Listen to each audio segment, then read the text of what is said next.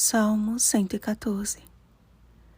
Estremece, ó terra, na presença do Senhor, na presença do Deus de Jacó. Versículo 7. Através de extraordinários feitos, o Senhor libertou o seu povo do Egito e o fez passar pelo meio do mar em seco. Êxodo capítulo 14, versículo 16.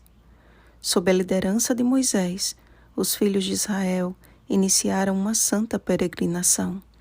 Ainda que no deserto, o Senhor lhes proveu pão do céu e água da rocha.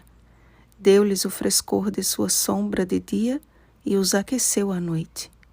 Diante dos inimigos pelo caminho, fez de simples escravos guerreiros poderosos, erguendo no meio do seu povo a bandeira da vitória. Êxodo capítulo 17, versículo 15.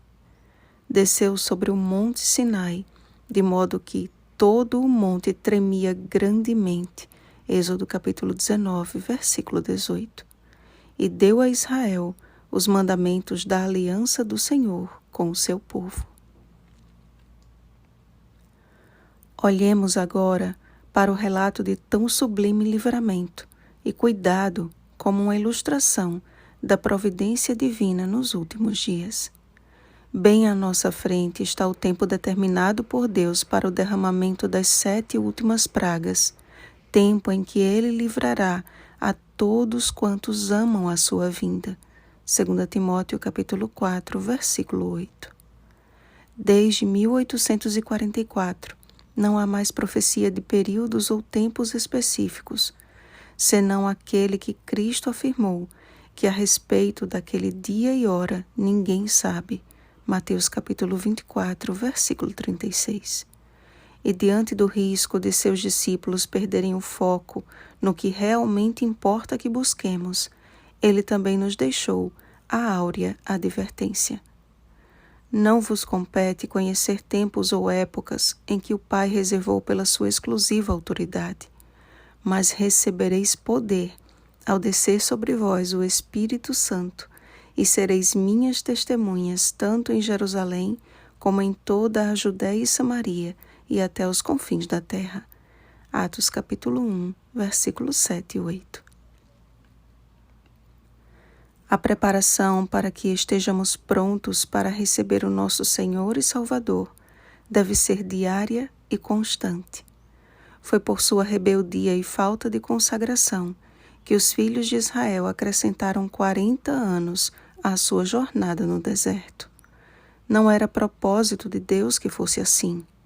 Canaã estava às portas daquela geração, mas não souberam aproveitar o tempo da oportunidade. 2 Coríntios capítulo 6, versículo 2.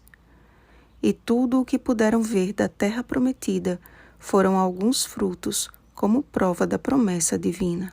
Números capítulo 13, versículo 23. Oxalá não façamos parte de uma geração de cristãos incrédulos que retardam a vinda do Senhor, mas que, guiados pelo Espírito de Deus, Romanos capítulo 8, versículo 14, como Josué e Calebe, lideremos a geração que está pronta para a concretização da gloriosa promessa.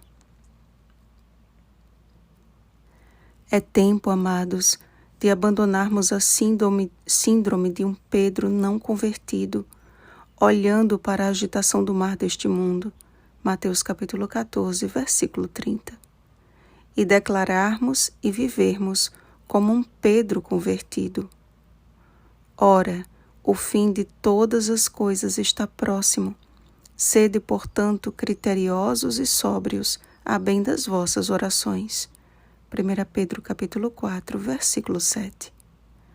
É tempo de perguntarmos a nós mesmos: estou eu suficientemente ativo, testificando de Cristo, de modo que Deus me possa usar em breve durante as maravilhosas manifestações dos milagres pentecostais dos dias finais e na iluminação da terra inteira, com a última e gloriosa mensagem de admoestação?